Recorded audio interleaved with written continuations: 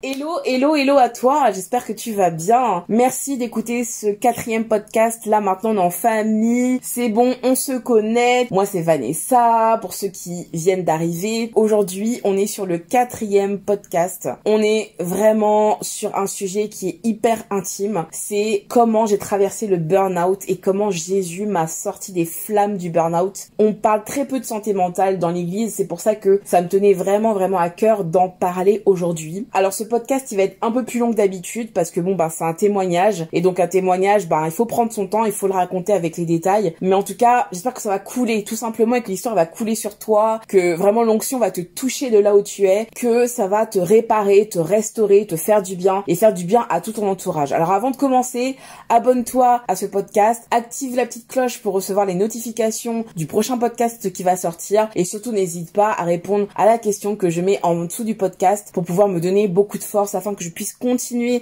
à être encouragée pour parler pour le peuple de Dieu. Sans plus tarder, je vais commencer à t'expliquer comment je suis tombée dans le burn-out. Alors déjà, moi, il faut savoir que j'ai toujours aimé travailler dans l'événementiel, dans la communication. J'ai toujours voulu être auto-entrepreneur ou entrepreneur ou avoir ma propre entreprise et j'ai commencé à me lancer finalement dans ce secteur-là. Mais comme tu sais, le secteur de l'événementiel, les artistes, etc., ça paye pas. Ça paye pas beaucoup, donc du coup il fallait que je trouve un travail alimentaire. Alors j'ai eu énormément de soucis au travail. C'est pour te dire que à chaque fois que j'ai été embauchée quelque part, soit je me suis fait licencier, soit ça s'est très mal passé ou j'ai dû quitter l'endroit où j'étais. Ça s'est toujours mal passé. J'ai toujours été rejetée, j'ai toujours été harcelée. Je ne sais pas qu'est-ce qui se passe dans l'atmosphère, mais en tout cas, le salariat vraiment m'a rejetée, quoi, tu vois. Alors au départ, je pensais que c'était un problème avec la hiérarchie. Je me suis dit, peut-être que j'ai un problème avec la hiérarchie, peut-être que je ne supporte pas la hiérarchie. Mais en vrai, j'ai eu affaire à des vrais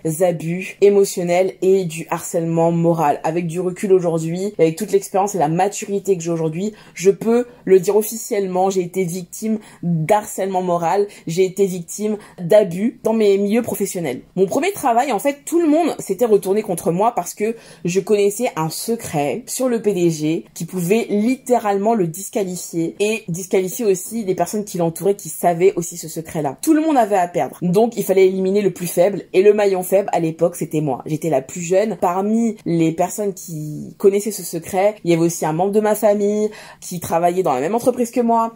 Et bref, j'ai été complètement lynchée. Tout le monde m'est tombé dessus alors que j'avais à peine 20 ans. Je comprenais rien, moi, à ce qui se passait. Ce secret-là, personnellement, ça m'intéressait pas. Mais apparemment, j'étais une menace. Tout le monde s'est allié pour me mettre à la porte. Et du jour au lendemain, j'ai perdu mon travail. Je n'ai même pas pu faire 2 mois de préavis. C'est pour te dire à quel point vraiment j'étais une menace pour eux. Donc déjà, traumatisée. Je suis sortie de là, j'étais vraiment à 4 pattes et ne comprenant pas ce qui venait de m'arriver. Donc j'ai perdu ce premier travail-là. Mais en même temps, j'ai envie de te dire, tant mieux parce que mon directeur RH, à l'époque, était quelqu'un de complètement fou. Dès que je faisais une erreur, il me jetait un parapheur à travers la pièce, il me criait dessus, il pouvait m'envoyer un dossier comme ça sur le bureau, il criait tellement des fois qu'il avait des écumes de salive qui sortaient de sa bouche. Grâce à Dieu, je lui ai pardonné et j'étais très jeune, donc du coup pour moi c'était ma première expérience, donc chaud. La deuxième expérience que j'ai eue en termes de travail, je me suis fait espionner par ma responsable commerciale. Faut savoir que elle, en 9 ans, elle avait jamais eu d'évolution professionnelle. Et moi, en à peine 1 an, on me remarquait parce que voilà, j'étais quelqu'un de très ouvert, de très rigolote, de très... Bon voilà, je pense que tu peux l'entendre sur le podcast. J'étais vraiment quelqu'un de très expansif. Et en fait, elle a commencé à me harceler. Elle surveillait mes allées-venues. Elle espionnait ma boîte mail. Elle notait à quelle heure j'allais en pause, à quelle heure j'allais aux toilettes. Non mais sérieux, vraiment. Et je me sentais vraiment oppressée dans ce boulot, à tel point que j'avais du mal à venir, j'avais la boule au ventre quand j'allais au travail. Elle a fini par finalement vouloir me virer. Ils ont envoyé une lettre préalable au licenciement, mais quand ils ont envoyé la lettre, moi je l'ai jamais reçue. Et eux, ils ont jamais reçu un accusé de réception comme quoi je l'avais reçu. Et le jour où j'aurais dû passer mon entretien préalable au licenciement, on m'a accueilli au travail comme si de rien n'était. Et on a attendu simplement que je loupe le rendez-vous. Parce que normalement, quand tu loupes le rendez-vous d'entretien préalable préalable au licenciement, tu es licencié automatiquement. Vu que je suis pas venue, ils en ont profité, ils se sont dit bon on attend que l'heure passe et si elle vient pas, ça veut dire que on peut la licencier immédiatement. Ce jour-là, j'étais venue travailler, tout le monde était gentil avec moi et en fait, en vrai, ils étaient en train de monter un plan machiavélique contre moi. Leur but, c'était que je vienne pas à l'entretien préalable au licenciement pour avoir un motif pour me virer. J'ai engagé un avocat qui a fait le travail et j'ai eu un dédommagement, heureusement, parce que là, vraiment, c'était abusé. Ensuite, le troisième travail que j'ai eu, j'ai été embauchée dans une société de sécurité et alors là, j'ai eu affaire à une femme qu'on avait embauchée et cette dame a été horrible. En plus, elle avait menti sur son CV. Enfin, voilà, c'était un enfer. Vraiment, c'était un enfer. Elle parlait mal, elle dénigrait, elle envoyait des mails contre moi, elle parlait très mal contre moi par derrière et son but, c'est de prendre ma place, hein. Tout simplement, elle voulait ma place. Voilà, elle a réussi à me faire partir. Bon, j'étais en CDD à cette époque, mais j'aurais pu rester plus longtemps. À cause d'elle, je suis partie. Ensuite, j'ai été dans un autre travail et figure-toi que j'ai terminé là-bas en dépression. Je faisais plein de tâches ingrates par rapport aux compétences que j'avais, auxquelles j'avais moi aspiré. J'étais très mal payée. Je te parlerai de la dépression que j'ai eue par rapport à cet emploi plus tard. Et ensuite, jusqu'à ce que j'arrive à The Master Big Boutique dans laquelle j'étais formée par l'élite des formateurs. J'ai vécu aussi du harcèlement moral. J'ai vécu des périodes de stress énormes. J'avais une pression énorme sur les objectifs et c'était plus possible en fait. Je suis partie de cette boîte. Donc je vais t'expliquer comment du coup s'est passé mon burn-out. J'ai eu que des expériences vraiment, tu vois, où à chaque fois j'étais rejetée du salariat et je me suis toujours posé la question, en fait finalement, est-ce que je suis faite pour le salariat? Est-ce que moi, je suis faite pour être sous l'autorité de quelqu'un? Est-ce que je suis leader tout simplement et que je dois fonctionner comme tel en fait. Donc c'est là que je me suis lancée dans l'entrepreneuriat. Là où a vraiment commencé mon burn-out, c'est au dernier travail dont je t'ai cité, dans la grande boutique. On vivait énormément de pression, on devait vendre à tout prix. On était très mal payés les premiers mois, on avait beaucoup de pression et on devait souvent mentir pour vendre. Vraiment pour moi, c'était plus du tout aligné à mes valeurs en fait. Je leur mentais consciemment, donc je savais vraiment ce que j'étais en train de faire. À un moment donné, je me sentais très mal avec ça. Et en plus de ça, j'avais des signes avant-coureurs, c'est-à-dire que je commençais à avoir des maux de tête, des maux de dos. J'avais mal quand je rentrais à la maison. Je me jetais directement des fois sur mon canapé ou sur mon lit parce que je savais que une crise de douleur de dos pouvait commencer. J'étais très fatiguée. Quand je me réveillais le matin, j'avais plus envie d'aller au travail. Je traînais des pieds. Donc déjà, si t'as ce genre de signes qui commencent à apparaître, de base, c'est qu'il y a un souci en fait. Si tu vois que tu commences à être fatigué, que tu veux plus te lever de ton lit, etc., dis-toi qu'il y a un souci et qu'il faut que tu te poses pour savoir ce qui se passe. En plus, dans cette même période, j'avais une relation malsaine avec un pervers narcissique. Donc du coup, vraiment, il y avait tout un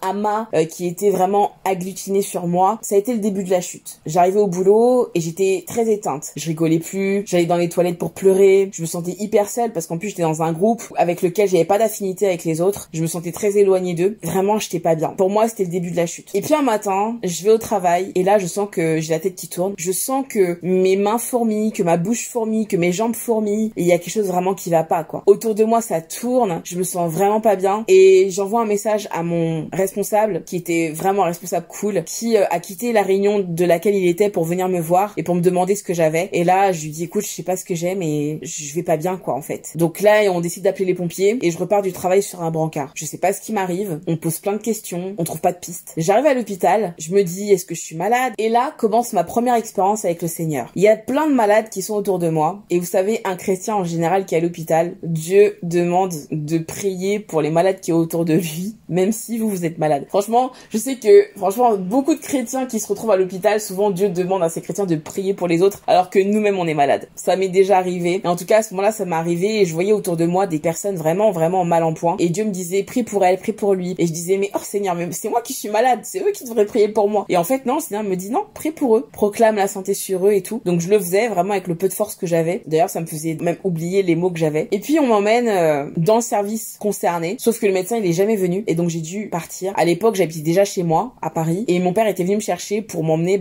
chez mes parents. Là on m'aménage une chambre et me voilà chez mes parents à dormir et à avoir des crises d'angoisse sur crises d'angoisse. Alors ces crises d'angoisse là elles étaient horribles parce que ça partait vraiment d'une pensée et puis ça descendait dans le cœur. J'avais des palpitations, j'avais tout qui fourmillait, j'avais l'impression d'avoir des fourmis dans la bouche, dans les mains, dans les jambes et puis d'un coup je sentais vraiment une décharge de stress tellement grande que ça me paralysait à tel point que j'avais même du mal à parler, j'avais du mal à m'exprimer. Ça m'arrivait de bégayer, ça m'arrivait de parler aussi très vite. Enfin, quand je parlais, on voyait que j'avais un problème en fait. fait. Et puis un jour, je sais pas, je voulais pas accepter que j'étais mal, je voulais pas accepter que j'étais dans un burn-out. Moi, Vanessa, joyeuse là, en burn-out, non, jamais de la vie. J'essayais quand même de faire des activités et on m'avait proposé de venir à la NHA, à la Natural Hair Academy, je sais pas si vous connaissez. C'est un salon où en fait on parle de cheveux naturels afro et on m'avait proposé de venir servir à un stand en échange de places gratuites. Donc moi, j'étais hyper motivée pour y aller. Alors comme une inconsciente, j'ai pris ma voiture pour me rendre à cet événement. Ma mère m'avait dit de pas y aller, mais j'ai pas écouté. Ah, faut écouter vos parents des fois. Hein. Et du coup, j'ai pris la voiture et je suis partie. Je me rappelle, c'était en été, il faisait très chaud. J'étais partie avec 2 bouteilles d'eau glacée, un petit peu de nourriture. Sur le chemin, j'ai eu ma cousine qui m'a appelée, qui m'a aussi un peu dissuadée d'aller là-bas. Elle m'a dit, écoute, c'est peut-être un peu tôt pour y aller. Alors moi, j'ai fait ma forte. Non, t'inquiète, je prie, je suis forte et tout. Et en fait, je suis partie, j'ai pris la route. J'étais à 110 km/h à peu près. Et là, je sens que le malaise commence. Je sens que ma bouche commence à fourmiller, mes mains commencent à fourmiller, mes jambes aussi. Je suis à 110 km/h, je suis sur une autoroute. Il n'y a pas encore de sortie. Et je me dis que si jamais je fais un malaise en conduisant, ça va être chaud. Alors du coup, je repars à la première sortie pour me stationner. Et je l'ai trouvé. Je me suis stationnée là où j'ai pu. J'ai mis mes 2 jambes en l'air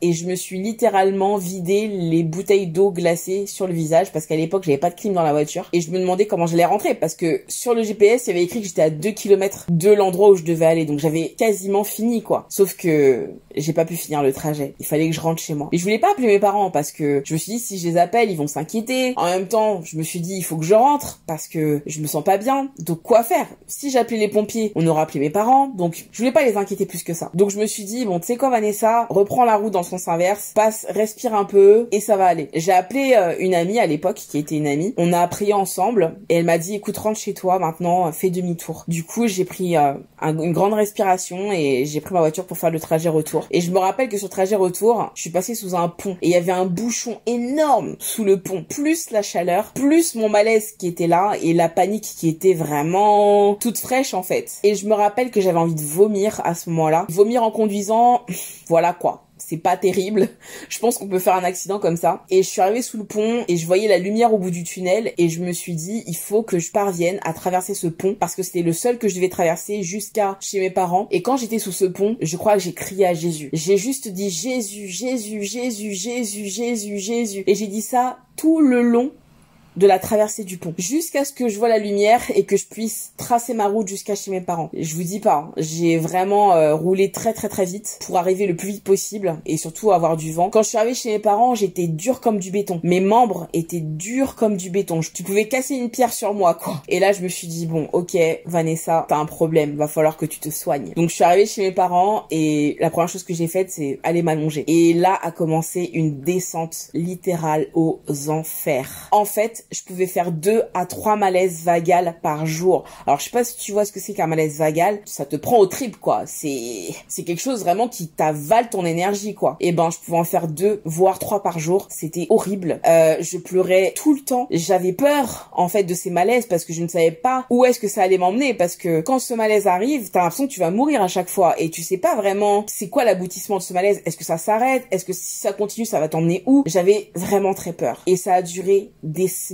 et des semaines et des semaines. J'étais épuisée, constamment allongée dans mon lit. Je mangeais presque plus, j'avais pas beaucoup d'appétit et je sentais vraiment que mon corps là, il pouvait plus. Il pouvait plus.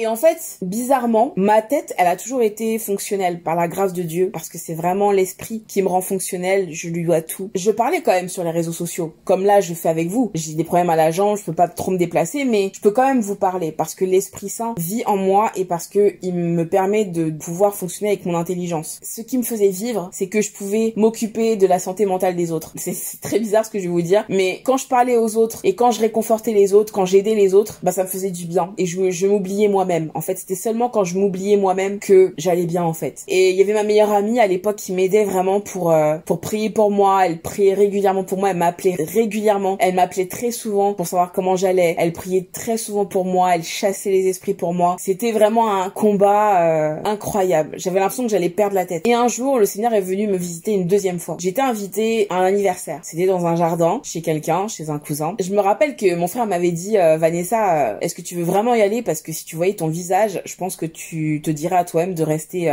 ici. Et moi, je suis un peu une tête brûlée, c'est-à-dire que je lui ai dit, écoute, si j'y vais pas, pour moi, c'est une défaite. J'ai envie d'y aller. Par contre, ce que je te propose, c'est qu'on mette en place un code et que si je te dis ce code, ben, on s'en va et tu m'embarques et tu me ramènes à la maison. Donc il m'a dit, écoute, c'est toi qui vois, mais repose-toi encore un peu et dès que t'es prête, vas-y, quoi, on y va. Donc il est resté avec moi, le temps que je me repose, le temps que j'essaie d'aller mieux. Et je me rappelle être venue là-bas avec des lunettes de soleil et ma mère, malheureusement, avait dit à tout le monde ce que j'avais. Tout le monde m'a vu avec la tête que j'avais, tout le monde savait ce que j'avais, du coup. Je me sentais un petit peu épiée, un peu regardée parce que tout le monde me connaît comme étant quelqu'un d'assez vive. Quand ils m'ont vu, en fait, ils ont tout de suite senti qu'il y avait quelque chose qui allait pas. La manière dont ils me faisaient la bise, la manière dont ils me tenaient, la manière dont ils me touchaient, la manière dont ils me parlaient, c'était que dans ma compassion, quoi. Ils me regardaient pas comme quelqu'un de normal. Et moi, je me suis mise dans un coin de table et j'essayais de manger, de boire comme je pouvais. Dans cet événement, il y avait une femme qui était juste magnifique. Elle était vraiment très belle. Et là, le diable est venu me parler. Et il m'a dit, tu vois cette femme, elle est jolie, hein. Et ben peut-être que, et à l'époque, je vous ai dit, j'avais une relation avec un pervers narcissique. Et le diable me disait, tu vois, c'est ce genre de femme que ce gars-là, il aime. Toi, t'es moche, t'es pas belle, mais elle est magnifique. Elle attire tout le monde. Et là, d'un coup, j'ai eu comme une haine envers cette fille, mais spirituelle, surnaturelle. C'était inexplicable parce qu'elle m'avait rien fait. Elle était adorable. Et je me suis vraiment mise à l'écart. Sauf qu'à un moment donné, ils ont commencé à parler de quelque chose que j'aime.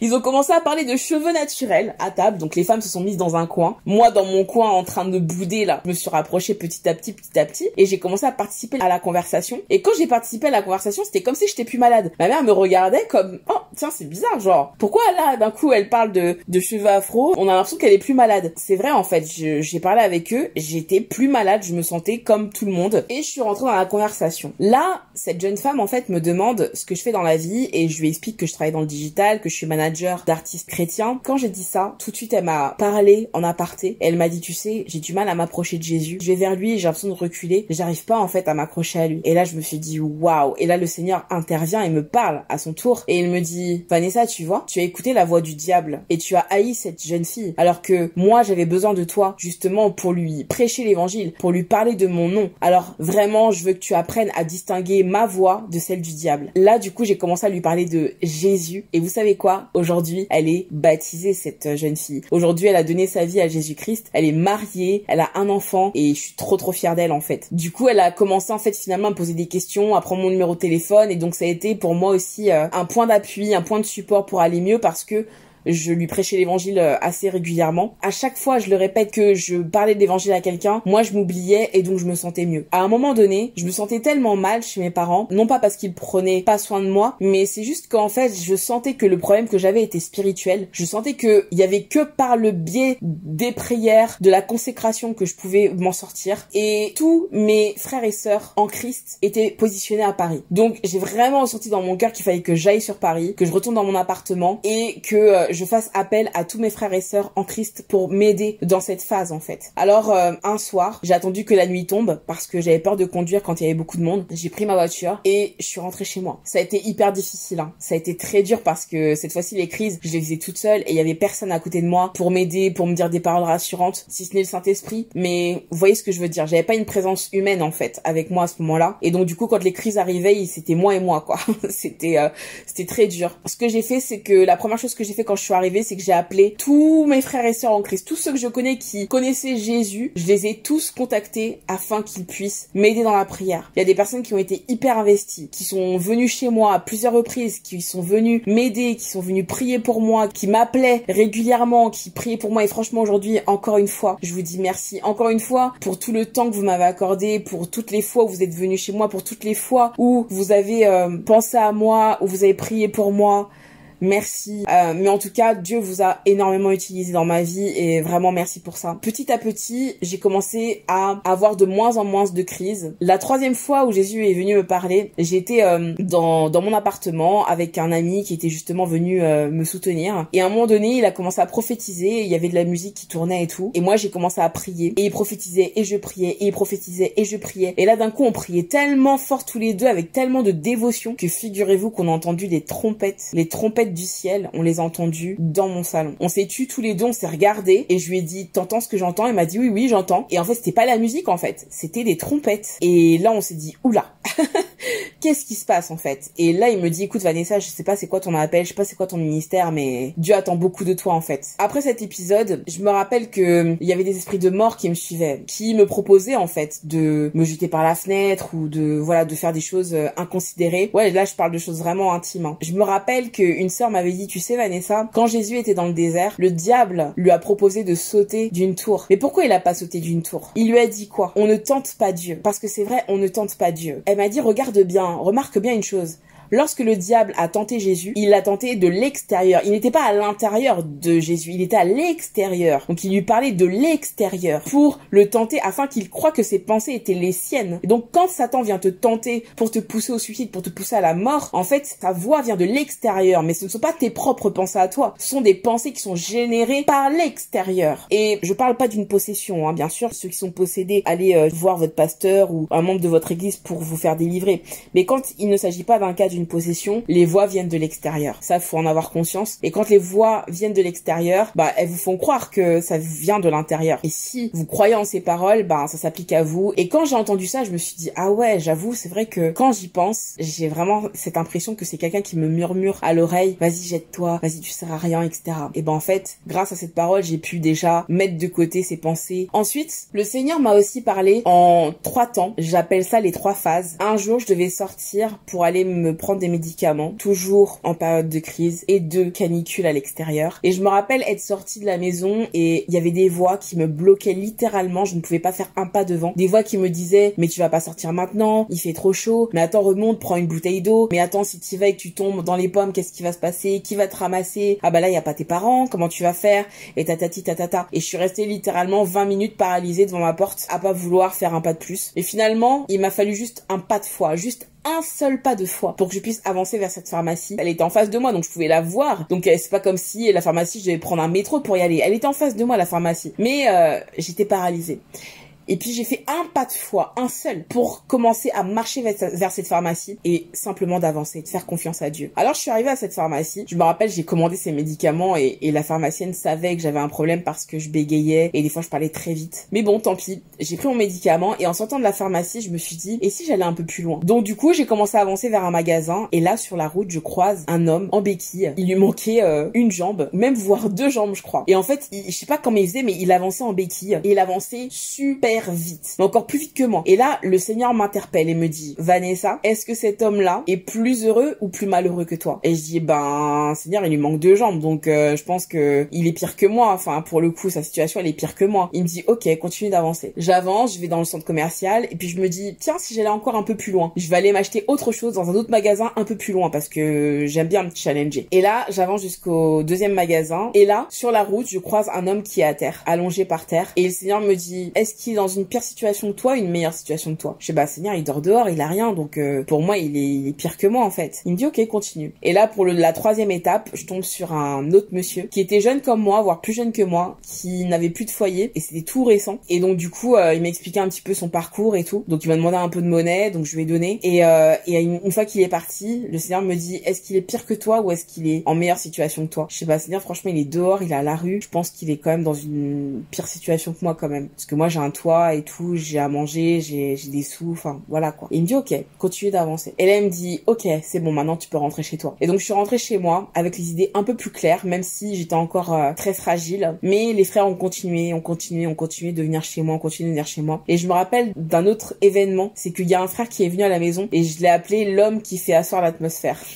Parce que quand il est rentré chez moi, l'atmosphère c'est littéralement figé. Je sais pas comment t'expliquer, mais il a une onction sur lui où quand il est venu chez moi, l'atmosphère s'est totalement figée et il m'a expliqué lui qu'il venait d'un hôpital psychiatrique et que Jésus l'avait sauvé et son témoignage m'a fait énormément de bien. Et juste après lui, j'ai senti le changement dès qu'il est sorti de chez moi. Il m'a vraiment beaucoup aidé avec son témoignage. Et il m'a dit, tu sais Vanessa, Dieu va t'emmener à la terre promise. Et je pense que quand il a dit ça, je pense qu'il savait pas ce que Dieu avait prévu pour moi, mais c'était prophétique. déclic en fait. Et je vais t'expliquer pourquoi. J'ai décidé de prendre une coach. J'ai pris une coach parce que j'avais besoin vraiment de me faire aider, hein, tout simplement. Je l'ai eu par le contact d'un frère. Et donc cette coach-là était chrétienne. Et lorsque j'ai regardé sa vidéo qui parlait justement de l'esprit de salariat, j'ai plus la rêve parce que c'était un webinaire. Mais en tout cas, elle l'expliquait en fait que lorsque on est dans le salariat et qu'on a un esprit d'entrepreneur, on a tendance à vouloir rester dans le salariat parce qu'on a la sécurité. On a le salaire tous les mois, on a les tickets resto, l'intéressement, la participation, la mutuelle. On avait cette sécurité-là et donc du coup, on est comme sous une emprise où on veut absolument pas quitter son confort et finalement on peut passer aussi à côté de nos rêves. Alors c'est difficile d'entreprendre, hein, ça c'est clair. Mais c'est vrai que le salariat aussi, ça peut être une difficulté quand finalement on a dans son cœur envie d'entreprendre. Alors je pense que c'est pas destiné à tous d'entreprendre. Moi personnellement, je pense pas. Certains pensent que si, mais moi je pense pas. Il y a des personnes qui sont très bien dans le salariat et qui sont contentes et c'est leur place et c'est très bien. Et puis il y a d'autres personnes qui ont besoin d'entreprendre et qui ont besoin de sortir de cette bulle de salariat. Et c'était mon cas. Et j'étais malheureusement en salariat. Finalement, je pense que je l'ai toujours été. Et cette coach m'a permis vraiment de reprendre confiance en moi. Elle a vraiment été investie vraiment d'une mission avec Dieu parce que il y avait des fois où elle devait me prendre que 2 heures, des fois elle me prenait toute la journée. Elle m'avait vraiment dit qu'elle était mandatée par Dieu pour m'aider pendant toute la période où je devais sortir de ce travail. Et je me rappelle aussi que j'avais un médecin formidable d'ailleurs qui portait le même prénom que moi et qui en plus était chrétienne aussi. Et elle m'a aidée en fait dans mon parcours médical parce que j'avais aussi besoin d'accompagnement médical. Donc j'ai été accompagnée par la coach et par mon médecin et donc là le nouveau challenge c'était de quitter ma boîte. Mais c'était pas si simple. Je me rappelle que j'étais arrivée presque à la fin de mon arrêt maladie et j'avais pas du tout la conviction que je devais retourner au travail. Pas du tout. Mais pourtant, je me rappelle de ce jour, je me suis endormie, j'avais préparé mes affaires, j'avais tout mis bien carré pour me préparer pour le lendemain. Et donc je vais me coucher. Et là, je suis allongée sur le ventre. C'est important pour la suite. Pourquoi je vous dis ça? Je suis allongée sur le ventre. Et à l'aube, à 5 heures du matin, je sens une main qui me bouscule sur la hanche droite. Au même moment où ça me réveille, j'entends une voix audible qui me dit « Je refuse que tu t'y rendes ». Comme ça. J'ai vraiment entendu cette voix. J'ai entendu « Je refuse que tu t'y rendes ». Et là, j'ai tout de suite compris que c'était Dieu. Dieu me disait de ne pas me rendre au travail. Et c'est faux parce que ça c'est contradictoire. Parce que on connaît tous ce verset qui dit si tu ne travaillais pas, tu ne manges pas ton pain non plus et tout, etc. Donc je me suis dit mais Seigneur, attends, pourquoi tu veux pas que je me rende à mon travail? Puisque tu dis que celui qui travaille pas, il mange pas son pain, tu parles des fainéants, tu parles des paresseux. Et à moi, tu me dis de pas aller au travail. Donc je comprends pas, Seigneur, explique-moi. Du coup, je prends quand même ma douche, hein, parce que moi je suis têtue avec le Seigneur. Je prends ma douche, je m'habille, je mets mon haut, je mets mes sous-vêtements, mais je mets pas le bas. Je suis comme paralysée en fait. Et je sentais qu'il y avait une activité derrière ma porte d'entrée. Je sentais que si jamais je mettais la main sur la poignée et que je passais de l'autre côté de la porte, ah là, il allait se passer quelque chose de très grave pour moi. Alors, j'ai pas passé la porte. J'ai appelé mon médecin et je lui ai dit, je peux pas y aller, j'y arrive pas. Et donc du coup, elle m'a fait un arrêt maladie plus long. Sauf que, qui dit arrêt maladie prolongé, dit que paye diminuée. Après avoir pris cette décision de ne pas retourner au travail, Dieu m'a fait une grande faveur. Je me rappelle que j'attendais une aide qu'il me devait et qu'il ne me remboursait pas. Donc j'attendais vraiment cette somme avec impatience parce que ça m'aurait permis de payer mon loyer et d'autres charges. J'ai commencé à les harceler, à les appeler, à paniquer. Et je me rappelle que ma coach, elle m'a dit « Vanessa, quel Dieu tu pries ? Quel Dieu tu pries ?»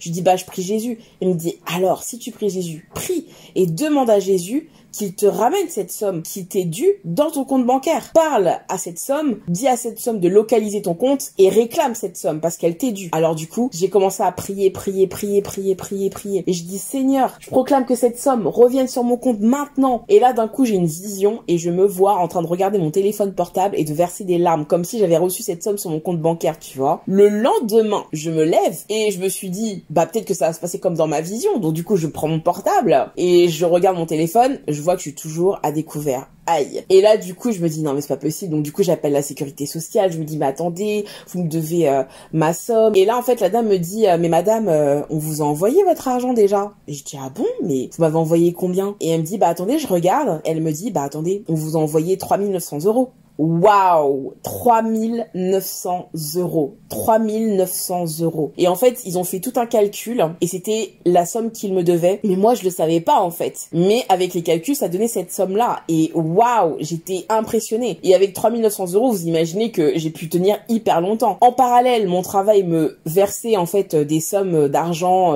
petit à petit. Et donc du coup, finalement, dans tout ce brouhaha là, en fait, tous les mois, j'avais une somme qui rentrait dans mon compte. Que ce soit de la part de la sécu ou que ce soit de la part de mon travail, tous les mois, j'avais un peu d'argent qui rentrait dans mon compte. Et vu que j'avais capitalisé les 3900 euros comme des fonds de trésorerie, je jouais avec ma trésorerie et en même temps, je jouais avec les petites sommes comme ça que je recevais par miettes par les autres organismes. Et c'est comme ça que j'ai pu survivre. Donc maintenant, mon challenge, c'était de partir de ce travail. Alors du coup, j'ai demandé un premier entretien où on m'a dit « Oh là là, mais c'est impossible de partir d'ici, tu n'y arriveras jamais. Ici, on démissionne seulement, on fait aucun licenciement à l'amiable, tu vas voir, tu vas te heurter à des portes fermées, blablabli, blablabla. » On m'a dit qu'il fallait que j'ai un syndicat qui m'accompagne et tout et tout. Et un jour, on me parle de la parabole, enfin de l'histoire de David et Goliath. Et il y a un moment donné, je sais pas si tu te rappelles, mais David, on lui propose une armure pour aller combattre Goliath.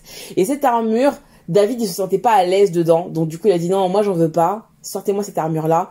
Moi, je vais aller comme ça, juste avec une seule pierre. Et avec une seule pierre, il a frappé Goliath au bon endroit et c'est ce qui a tué Goliath. Et ben, Dieu m'a dit, pour toi, ça va être la même chose. Là où tous les gens n'ont jamais réussi à sortir de ce travail, toi, tu vas y arriver en licenciement à l'amiable. Il m'a dit, prends cette pierre et frappe un coup. Et en un coup, je vais te rendre libre. Et du coup, j'y suis vraiment allée avec la foi. Entre-temps, j'avais ouvert ma boîte. Ça, c'est très important. Puis, je suis passée à mon deuxième entretien pour parler directement avec les dirigeants pour qu'on me laisse, pour qu'on me libère. Comme Moïse qui dit à Pharaon de libérer son peuple. Vraiment, je sentais que je devais aller à la terre promise, comme ce prophète qui assoit l'atmosphère qui est rentré chez moi m'avait dit, je devais aller à la terre promise. Je devais quitter cet emploi pour être libre, en fait. Et donc là, je parle avec la direction qui me dit que, en fait, d'habitude, ils ne font absolument pas de licenciement à l'amiable, mais ce qui a fait toute la différence de mon côté, c'est que j'avais ouvert ma boîte et qu'elle était viable en fait. La loi en fait dit que ils sont obligés de me laisser partir. En tout cas, le licenciement à l'amiable était ok si je réunissais toutes ces conditions. Alors du coup, ce qui s'est passé, c'est que j'ai laissé du temps passer. J'ai laissé beaucoup de temps passer et finalement, je suis revenue vers la direction pour que justement on me dise qu'il en était en fait. Est-ce que finalement c'était bon ou pas pour me laisser partir? Et c'est ce qui s'est passé. Ça s'est passé exactement pareil pour moi. Dieu m'a dit, c'est comme ça que tu auras la victoire, tu vas frapper un seul coup. Et là où tout le monde, là où tous les gens ont eu peur de cette direction, là où tous les gens ont eu peur de Goliath, toi tu vas frapper d'une pierre, tu vas venir de ma part et on va te rendre libre, on va te libérer. On nous demandait de venir avec un syndicat, mais je suis venue sans syndicat parce que pour moi le syndicat c'était comme l'armure de David. Le Seigneur m'avait dit non, ne prends pas d'armure, ne prends pas de syndicat, c'est moi qui vais t'assister. Avec les critères que je réunissais, il ne pouvait pas. Au troisième entretien, je me rappelle, c'était le jour du verdict, je suis venue. Je me rappelle que l'atmosphère était très détendue. Quand je suis arrivée dans le bureau, la direction qui était de base très